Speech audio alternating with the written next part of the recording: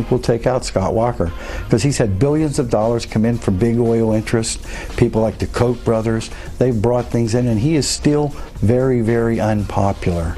Yeah.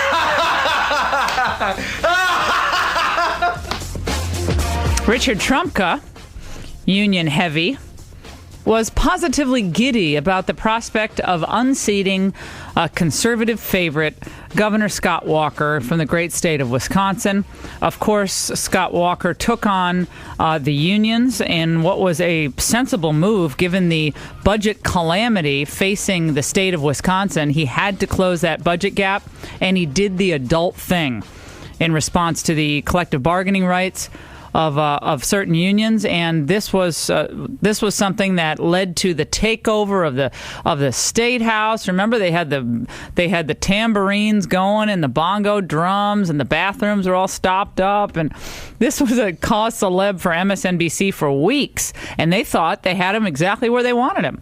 And this recall was going to be successful, and it was going to show everybody across the country that unions were not only here to stay, but they would not take any of this any of these, quote, reforms lying down. Joining us now, I'm delighted he's with us, Scott Walker, Wisconsin governor. Governor Walker, how are you? Great to talk to you. Hey, well, good to be with you. Just traveling from one of our great icons, Lambeau Field, in great Green Bay, Wisconsin. So great to be with you. Well, it was fun at that pro-life dinner the other week. That was great to have you there. Oh, it's my pleasure. What a super crowd. You did an outstanding job, and we always love welcoming people to our fine state. No, we enjoyed it, and they raised a lot of money, which is also fabulous. Let's talk about what's in store for next week, the June 5th recall election. It seems to me that you're going to survive this attempt to recall you, and now the sights are being set on the state legislators who are also the target of this left-wing campaign to change the face of government in Wisconsin. What can you tell us about your race first and moving on to the other state races? Yeah, well, it's an amazing, and folks who are interested can help us even in the last waiting days of making calls, and that at scottwalker.org, scottwalker.org. It's interesting. All the things, I heard the bumper there where you mentioned Mr. Trump and others out there. The irony is all the things that this supposedly is about, my opponent doesn't talk about anymore, and the reason's simple. Our reforms are working. We've documented more than $1 billion worth of savings. For the first time in 12 years, property taxes have actually gone down on a median valued home. The state of Wisconsin now has a $154 million surplus. And contrary to the attacks from our opponents, Wisconsin not only gained jobs in 2011, I should say, we're gaining jobs in 2012. Since I've been elected and sworn into office, Wisconsin's added more than 30,000 new jobs. Every time they keep putting on an attack, they get contradicted by the facts. And so now it seems to change every day as to what this is all about. We're getting our message out. It is working, but it is going to be extremely tight. The elections, the State Government Accountability Board, the Elections Board essentially said yesterday, this is going to be bigger than the turnout was in the governor's race in 2010, and maybe as big as it was for the presidential race in 2008. That's why we're not taking anything for granted. We're going to work hard all the way through Tuesday night at 8 o'clock p.m. when the polls close. And it's important for me. It's important for Rebecca Clayfish, who is the lieutenant governor, who's done an outstanding job as well and who's separately targeted on the ballot. And it's important for 4 state Senate candidates who have done a tremendous job, and because of their courage, they're being targeted as well. The New York Times and others, I believe it was the New York Times, just kind of switch the focus off of you, and they realize that's not going anywhere, to these other races. Is it possible that the Republicans could lose ground on June 5th, even if you survive this recall? I believe we are tied together. I believe it's important to help Rebecca Clayfish in particular, because I think that's a consolation prize for them. But by no means, despite what the DNC and others have walked away from, this is still going to be tremendously high turnout. So we're not taking anything for granted.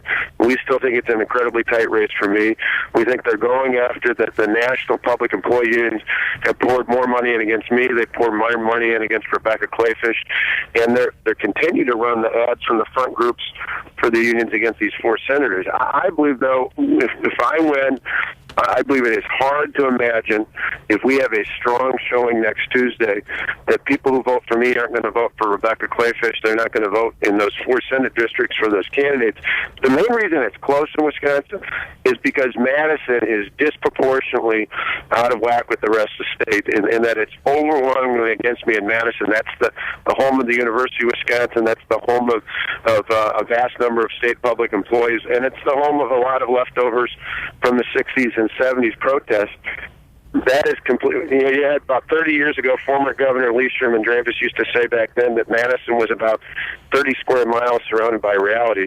I get out to the reality of the rest of the state and get our message out, but that's what we're competing against. We've got to offset big vote margins in Madison, big vote margins in the city of Milwaukee, and get that from the rest of the state where people are living in reality.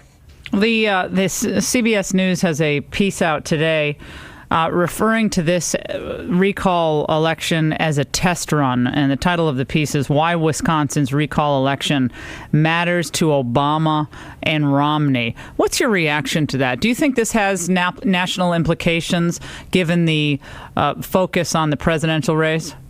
Well, Wisconsin is very clearly a very interesting comparison to the national government, because we have a number of big cities, we have a number of big suburban areas, but we also have a lot of rural areas as well. So in some ways it's a microcosm of America, and you see a state that's almost, and has been long before I was governor, almost evenly split. People forget when covering this that in 2000 and again in the 2004 elections, Wisconsin was the closest blue state in America, literally between Bush and Gore, Bush and Kerry. About 2.5 million votes were cast in each election, and only a couple thousand votes made the difference. So we have historically been close. We're going to be close again on June 5th. We haven't carried the state for Republican since Ronald Reagan in 1984, but we've been close, very, very razor-thin close a number of times. I think the difference here, in many ways, it parallels the difference nationally, and that is our opponents believe that success is measured by how many people they get signed up for government assistance, in particular how many people they get unemployment benefits. My view of success, and I think people who agree with me not only here in Wisconsin but across the country, believes that success is 180 degrees different from that. Success is how many people are off of government assistance who no longer need unemployment, not because we're kicking them off, but more importantly, because under the success that we have, we put the power back in the hands of the people, and that the private sector drives economic growth and prosperity. That puts more people to work. That means more freedom and prosperity for all our people. That's an argument we're making here in Wisconsin. I think it's an argument we need to make nationally. If we do, we'll be that much better off for it. Do you think that Barack Obama measures success by how many people sign up for government benefits and food stamps, a la the Newt Gingrich description of him as the food stamp president? Well, I mean, there's no doubt about it. It's the same thing I saw in my state when I first came in a year and a half ago, where one of my state agencies, Department of Workforce Development, which is like the federal Department of Labor, asked, what's your measure of success? They said in the past, our measure was literally how many people got on government assistance, how many more people they got to get unemployment benefits. To me, that's not a measure of success, that's a measure of dependency.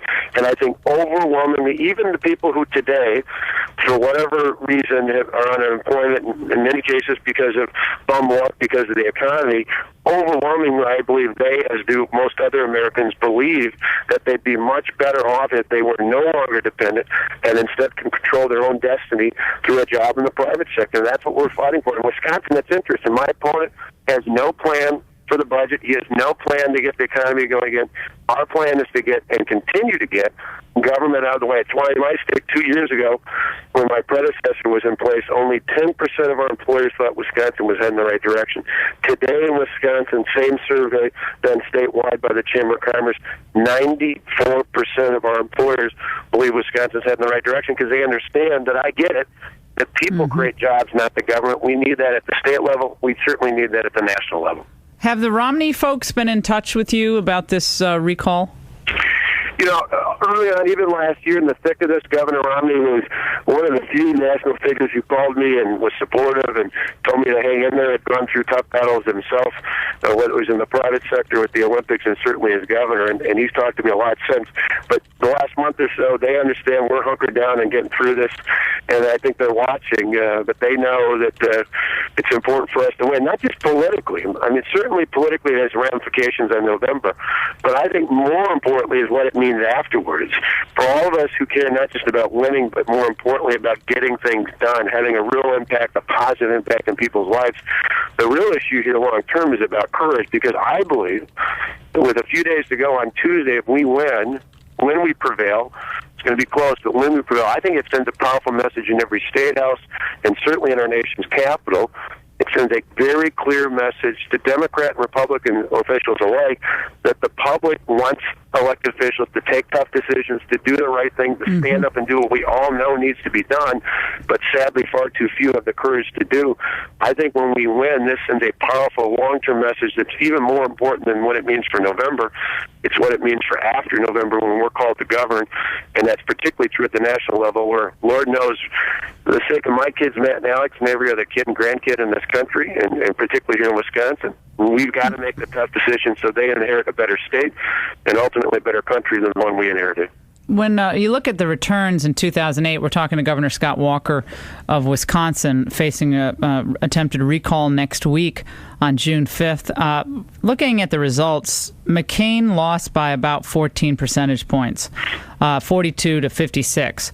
Last time. And with this recall getting as much attention as it's getting, and with the polls showing that you are likely to win, although nothing's certain, it could be close, could this be a year that surprises everybody, and even the liberal Madison and the liberal parts of Milwaukee end up being swamped by the rest of the state, and Mitt Romney pulls out a victory in November? Could that be possible? I think it's quick things. One, and I mentioned I was just by Lambeau Field early this morning. I don't ever want anybody in Wisconsin to spike the ball on the 10-yard line. We got to get it all the way for a touchdown. That means I got you. We can't let up. That's why I need people at scottwalker.org, even the last few days, to help us, because the unions are here, the national interests No, they want to pull out a surprise right. There's victory no over doubt you. they want this. But if we do that, if we stay focused and because the secret weapon we have is the truth. If we push hard all the way through 8 o'clock next Tuesday and get the truth out, the truth is clearly at our side, and I'll give you an example of why it's going to work for us and why I think it can work to your question. I was the other day at a manufacturing company in Oshkosh, Wisconsin, just south of Green Bay, and I was taking a tour, as I often do, talk to employees, and at the very end, one of the co-owners of the small business said, "Hey, come on over and meet this guy, Chris." And so I flew back and said hi to him, and he said, "Oh, Chris, tell him your story." He said, "Well," he kind of sheepishly told me, "I voted for your opponent 2 years ago." So my parents are Democrats. I was raised a Democrat. He said, "But," and I said, "Yeah." And he said, "But I'm going to vote for you this time." And I've heard that time and time again, and it's people who say, historically, maybe I voted for Democrat. In this case, he actually even voted for my opponent in 2010. But what impressed him was he was so hungry for somebody willing to take on the tough issues. I think when we win, it's going to be because of people like Chris, who are, normally would be kind of in the bubble, in his case, leaning Democrat. I think that's going to help us on Tuesday, June 5th. And I think if Governor Romney has a strong enough message, not only for the people here in Wisconsin, but across the country, that he's willing to take courageous stands to get this country back on track, because we all see the numbers. We know what it means. Our kids and eventually our grandkids, somebody's got to act on it, And we need leaders who are willing to do that, and I think that's what inspires people to vote. All right. If you had to describe the administration as one of the current talent shows that are so popular on television, American Idol, America's Got Talent, or The Voice, which one would it be? I don't know. I think about the only one I watch is American Idol. So I couldn't tell you much about the rest of them out there. That actually makes the most sense, because I think that, God bless President Obama. I think he'd actually be a good host of American Idol, or maybe a panelist someday. So that's funny. I don't think America's Got Talent or The Voice. I think it's you're right. It's American Idol all the way. Scott Walker, we wish you the best. Next week we'll be following this closely, and as well as the other races. Thank you so much for joining us. Laura, good to be with you. Bye now. All right, you take care. We're going to take a break on the Laura Ingraham Show. The left is energized. Will you be in Wisconsin? Don't go away. The Laura Ingraham Show.